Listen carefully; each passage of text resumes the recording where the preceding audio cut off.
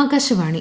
നമസ്കാരം. പ്രത്യേക വാർത്താ ബുള്ളറ്റിൻ വായിക്കുന്നത് ആതിര ബാലൻ. ദരിദ്രരും യുവാക്കളും സ്ത്രീകളും കർഷകരുമാണ് രാജ്യത്തെ ഏറ്റവും വലിയ 4 ജാതികളെന്ന് പ്രധാനമന്ത്രി നരേന്ദ്രമോദി. പാവപ്പെട്ടവർക്കായുള്ള സേവനങ്ങൾക്കും അടിസ്ഥാന സൌകര്യങ്ങളും അവകാശങ്ങളും നിഷേധിക്കപ്പെട്ടവരുടെ അന്തസ്സിനുമാണ് ഏറ്റവും വലിയ മുൻഗണനയെന്നും അദ്ദേഹം പറഞ്ഞു. ഇൻഡോറിലെ ഹുക്കുംചന്ദ് മില്ലിലെ തൊഴിലാളികൾക്കുള്ള 30 വർഷത്തെ കുടിശ്ശിക വിതരണം ചെയ്യുന്നതിനായി സംഘടിപ്പിച്ച മസ്ദൂറോൺ കാ ഹിത് മസ്ദൂറോൺ കോ സമർപ്പിത് പരിപാടിയിൽ സംസാരിക്കുകയായിരുന്നു അദ്ദേഹം. പണ്ഡിറ്റ് മദൻ മോഹൻ മാളവ്യയുടെ 162ാം ജന്മവാർഷികത്തോടനുബന്ധിച്ച് മാളവ്യയുടെ സമാഹരിച്ച കൃതികളുടെ ആദ്യ ശ്രേണി പ്രധാനമന്ത്രി നരേന്ദ്രമോദി വിജ്ഞാൻ ഭവനിൽ പ്രകാശനം ചെയ്തു. ഗവേഷകർക്കും ചരിത്ര വിദ്യാർത്ഥികൾക്കും സ്വാതന്ത്ര്യ സമര പ്രസ്ഥാനത്തെ മനസ്സിലാക്കാൻ മാളവ്യയുടെ കൃതികൾ വാതിൽ തുറക്കുമെന്ന് പ്രധാനമന്ത്രി പറഞ്ഞു. രാജ്യവികസനത്തിൽ യുവജനങ്ങളുടെ പങ്കാളിത്തം പ്രധാനമാണെന്ന് പ്രധാനമന്ത്രി നരേന്ദ്രമോദി. 2047 വികസിത ഇന്ത്യ എന്ന ലക്ഷ്യം മുൻനിർത്തിയാണ് സർക്കാർ പ്രവർത്തിക്കുന്നത്. ക്രിസ്മസിനോടനുബന്ധിച്ച് പ്രധാനമന്ത്രിയുടെ വസതിയിൽ സംഘടിപ്പിച്ച വിരുന്നിൽ ക്രൈസ്തവ വിശ്വാസികളുമായി സംസാരിക്കുകയായിരുന്നു അദ്ദേഹം. വികസനം എല്ലാവരിലേക്കും എത്തുന്നുവെന്ന് കേന്ദ്ര സർക്കാർ ഉറപ്പാക്കുന്നുണ്ടെന്ന് പ്രധാനമന്ത്രി വ്യക്തമാക്കി. 5 ദിവസത്തെ സന്ദർശനത്തിനായി കേന്ദ്ര വിദേശകാര്യമന്ത്രി എസ് ജയശങ്കർ റഷ്യയിലെത്തി. സന്ദർശനവേളയിൽ റഷ്യൻ ഉപപ്രധാനമന്ത്രി ഡെനിസ് മാൻഡറോവുമായി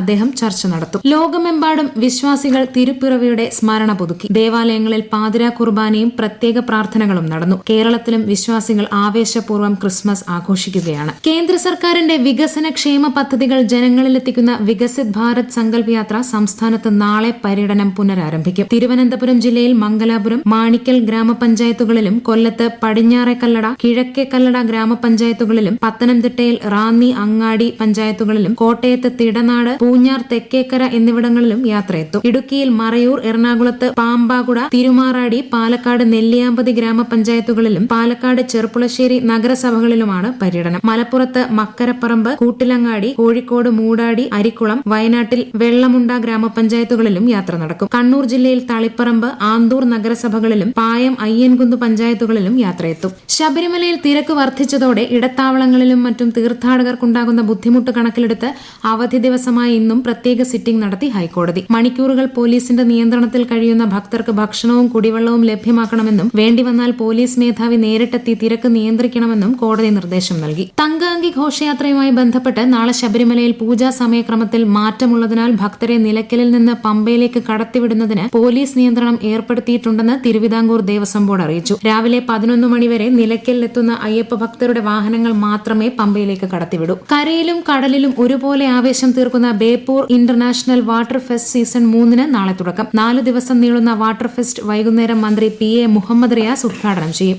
ശിവഗിരി തീർത്ഥാടനം ആധ്യാത്മികതയ്ക്കും ഭൌതികതയ്ക്കും തുല്യ പ്രാധാന്യം നൽകുന്നുവെന്ന് കേന്ദ്ര സഹമന്ത്രി വി മുരളീധരൻ. ചിറയിൻകീഴിൽ ശിവഗിരി മഹാതീർത്ഥാടന വിളംബര പദയാത്രയുടെ ഫ്ളാഗ് ഓഫ് നിർവഹിക്കുകയായിരുന്നു അദ്ദേഹം. ശ്രീനാരായണ ഗുരുദേവൻ വിഭാവനം ചെയ്ത ആലുവ സർവമത സമ്മേളനത്തിന്റെ ശതാബ്ദി ആഘോഷം നാളെ വർക്കല ശിവഗിരിയിൽ നടക്കും. രാവിലെ 11 മുൻ രാഷ്ട്രപതി രാംനാഥ് കോവിന്ദ് ഉദ്ഘാടനം ചെയ്യും. കേരളത്തിൽ വാട്ടർ സ്പോർട്സിന്റെ സാധ്യതകളെ ഫലപ്രദമായി പ്രയോജനപ്പെടുത്തി കടൽ തീരങ്ങളുള്ള എല്ലാ ജില്ലയിലും ഫ്ലോട്ടിംഗ് ബ്രിഡ്ജുകൾ നിർമ്മിക്കുമെന്ന് വിനോദസഞ്ചാര വകുപ്പ് മന്ത്രി PA മുഹമ്മദ് റിയാസ്. വർക്കല പാപനാശത്ത് ഫ്ലോട്ടിംഗ് ബ്രിഡ്ജ് ഉദ്ഘാടനം ചെയ്യുകയായിരുന്നു മന്ത്രി. ഇന്ത്യ ദക്ഷിണാഫ്രിക്ക ടെസ്റ്റ് പരമ്പരയിലെ ആദ്യ മത്സരത്തിന് നാളെ ദക്ഷിണാഫ്രിക്കയിലെ സെഞ്ചുറിയനിൽ തുടക്കമാവും. ഇന്ത്യൻ സമയം ഉച്ചയ്ക്ക് 1:30 മത്സരം ആരംഭിക്കുന്നത്. ആരോഗ്യരംഗത്തിന്റെ ശാക്തീകരണം ലക്ഷ്യമിട്ട് ആരോഗ്യ സംരക്ഷണ പരിഹാരങ്ങൾക്കുള്ള പോർട്ടൽ മെഡ്ടെക് മിത്ര കേന്ദ്ര ആരോഗ്യമന്ത്രി മൻസുഖ് മാണ്ഡവ്യ പുറത്തിറക്കി. ഇന്ത്യയുടെ ആരോഗ്യ ഉപകരണ വ്യവസായ രംഗത്ത് ഇത് മാറ്റമുണ്ടാക്കുമെന്നും ഗുണനിലവാരമുള്ള ആരോഗ്യ ഉപകരണങ്ങളുടെ തദ്ദേശീയ വികസനം സുഗമമാക്കുമെന്നും അദ്ദേഹം പറഞ്ഞു.